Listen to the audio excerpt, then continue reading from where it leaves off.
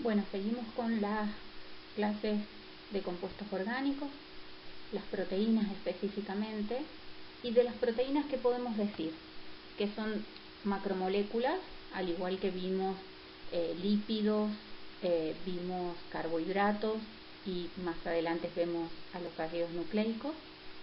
Es importante saber que las proteínas son macromoléculas que son fundamentales para los seres vivos, ¿sí?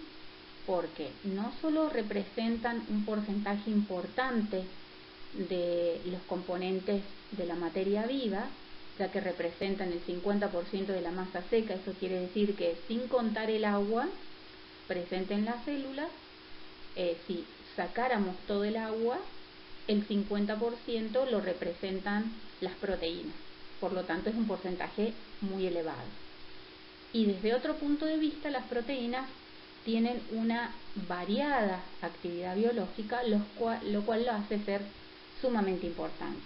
Mediante las proteínas se expresa la información genética, es decir, que las proteínas lo que hacen es ejecutar las órdenes dictadas por los ácidos nucleicos. Ya vamos a ver más adelante el dogma de la biología, a partir del cual se va a poder ver y entender un poquito más esto de la función que cumple, ¿sí? Desde ese lugar.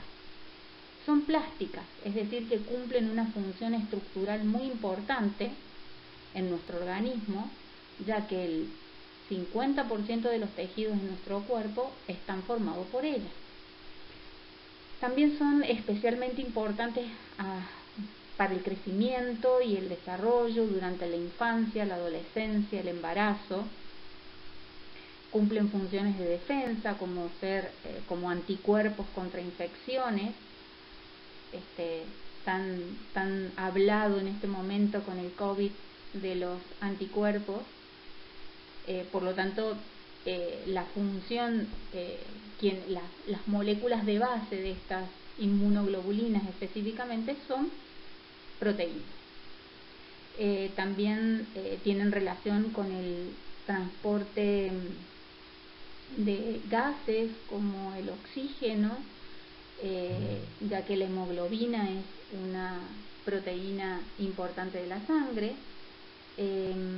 Constituyen la materia prima para la formación de jugos digestivos, hormonas, proteínas plasmáticas, ¿está bien? Vitaminas, enzimas. Entonces, esto es lo que los hace ser, digamos, muy importantes a las proteínas. Y ahí en la diapositiva tienen escrito esto que he estado hablando. Desde el punto de vista químico, las proteínas son polímeros de elevado peso molecular. Recuerden ustedes que dentro de las biomoléculas que vimos anteriormente, los carbohidratos también forman polímeros, cosa que no ocurría con los lípidos, ¿sí?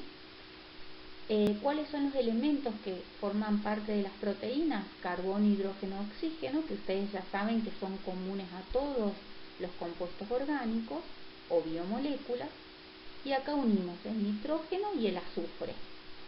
También otros elementos como el fósforo y en menor proporción el hierro, el cobre, el magnesio, el yodo pueden formar parte de algunas proteínas. Sus monómeros son los aminoácidos, y esos aminoácidos forman cadenas lineales a partir de uniones peptídicas que se van produciendo entre esos aminoácidos. Más adelante vamos a ver un poquito más en cuanto a cómo se orientan estas cadenas lineales, ¿sí? El número de aminoácidos que tienen y la disposición espacial que van tomando. Ahora vemos estos monómeros de las proteínas que dijimos que eran los aminoácidos, y vemos cómo se puede representar la fórmula general de los mismos.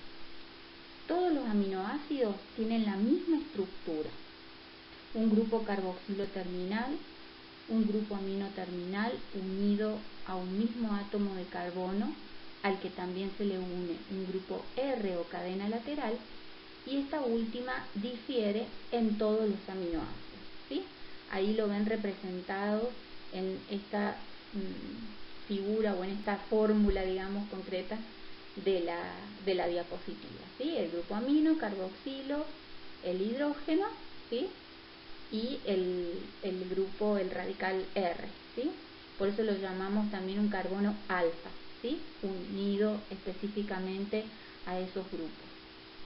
A pH neutro se comportan como iones dipolares porque el grupo amino y el carboxilo están ionizados. En medio ácido se comportan como cationes y en medio básico como aniones. En esta diapositiva entonces vemos concretamente cómo se forma ese enlace peptídico, es decir, la unión entre aminoácidos para formar una proteína se produce entre el grupo amino de un aminoácido y el carboxilo del otro, perdiendo una molécula de agua. Esta unión entonces la vamos a llamar enlace peptídico y la molécula que se forma por unión de muchos aminoácidos lo vamos a llamar polipéptido, ¿sí? Recuerden, es importante esto de el enlace peptídico, cómo se van uniendo los monómeros de las proteínas. Ténganla siempre en cuenta. En esta diapositiva entonces vemos péptidos, polipéptidos, proteínas. Cuando se unen dos aminoácidos mediante un enlace peptídico, entonces se forma un dipéptido. 3 aminoácidos, tripéptido, de 4 a 10 oligopéptido, de 10 a 100 polipéptido y más de 100 aminoácidos ya lo denominamos una proteína, ¿sí? Bueno, en cuanto a la estructura tridimensional de las proteínas, tenemos que saber principalmente que las cadenas polipeptídicas de las proteínas no son cadenas que se van a ir formando por aminoácidos unidos al azar. La secuencia de aminoácidos será ordenada, va a poseer un peso molecular específico, una forma tridimensional y una composición química definida. Eso es determinante para la actividad biológica.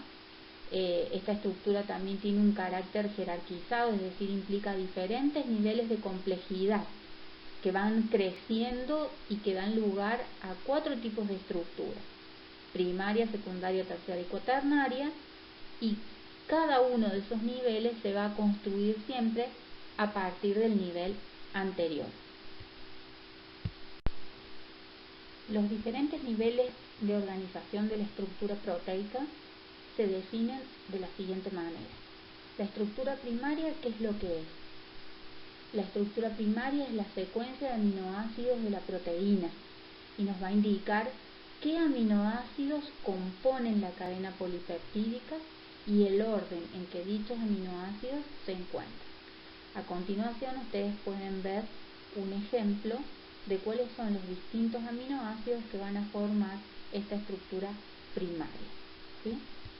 No es necesario que ustedes se sepan de memoria el nombre de todos los aminoácidos, pero simplemente para entender de que cada aminoácido se va uniendo para formar la estructura primaria en una secuencia que puede estar, digamos, en este orden que tienen aquí. Y recuerden ustedes que ese orden siempre va a ser, o va a estar, mejor dicho, codificado en el ADN.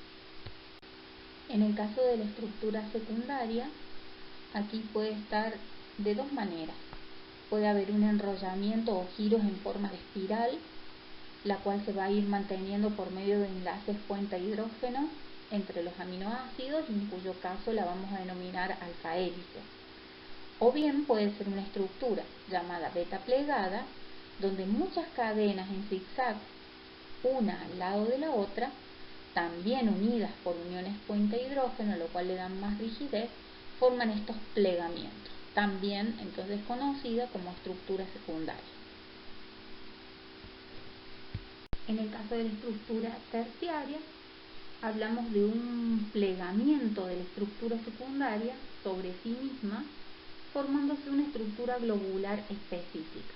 Y fíjense que a diferencia de la estructura secundaria, acá no solamente intervienen las uniones puente de hidrógeno, sino también otro tipo de uniones como la disulfuro, las fuerzas de Van der Waals, interacciones hidrofóbicas y electrostáticas, que lo que hacen es permitir que se mantengan firmes, por así decirlo, que se mantengan estos superplegamientos y enrollamientos de la estructura secundaria, ¿sí?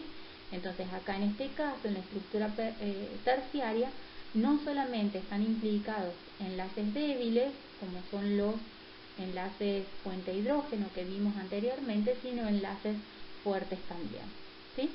Entonces, es importante que tengan en cuenta esto que vinimos diciendo o nombramos anteriormente, que la estructura de las proteínas tienen niveles, ¿está bien? Niveles de organización estructurales, ¿sí? Que se inician con una estructura primaria, siguen con una estructura secundaria, una terciaria y ahora vamos a ver la cuaternaria, y que dependiendo del tipo de esta estructura es la función a la cual van a estar asociados. En cuanto entonces a la estructura cuaternaria, lo que podemos decir es que esta estructura está representada por el acoplamiento de varias cadenas polipeptídicas iguales o diferentes con estructuras terciarias que quedan autoensambladas por enlaces débiles no covalentes. Un ejemplo de ellas son la hemoglobina y el colágeno que vemos acá. Como ejemplo de proteína fibrosa el colágeno y proteína globular a la hemoglobina, ¿sí? Entonces, los enlaces son de tipo puente hidrógeno y también hay puentes disulfuro. Y en esta estructura podemos decir que la actividad biológica de una proteína cuaternaria va a ser siempre mayor que la suma de las actividades de cada una de las cadenas por separado, ¿sí? Esto es algo importante a tener en cuenta. Bueno, en cuanto a la clasificación de las proteínas, podemos hablar de proteínas simples o conjugadas, de acuerdo a la naturaleza química, fibrosas o globulares, dependiendo de la forma que adoptan, o bien por su función biológica, la cual están detalladas acá en continuación, ya sea enzimática, función enzimática, de transporte, contráctiles o motoras, de defensa, reguladoras, como nutrientes u hormonas, ¿sí? Como vimos, era una característica importante de las proteínas, todas las funciones que llevaban a cabo, ¿sí? Las proteínas simples van a ser aquellas que por hidrólisis producen solamente aminoácidos, y las conjugadas van a ser aquellas que por hidrólisis producen aminoácidos y otros compuestos orgánicos o inorgánicos, ¿sí?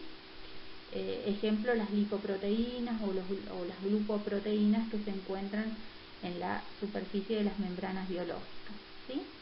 En el caso de las fibrosas, habíamos dicho de que tanto las proteínas fibrosas como las globulares tenían una estructura cuaternaria. ¿Se acuerdan que vimos allí el ejemplo? El colágeno era una en el caso de las fibrosas, y otro ejemplo que le podemos sumar es la queratina presente en el pelo. Y dentro de las globulares adquieren formas esféricas o globulares, y el ejemplo típico es el que vimos de la hemoglobina de la sangre, y al cual podemos sumar las inmunoglobulinas. Por último, en cuanto a lo que corresponde al proceso de desnaturalización de la proteína, podemos decir que la actividad biológica de una proteína es posible mantenerla dentro de un intervalo limitado de temperatura y pH. Si esas variables se llevan a valores extremos, se produce lo que se conoce como desnaturalización de la proteína. ¿Qué es lo que se observa en este caso? Que hay una disminución de la solubilidad de la misma.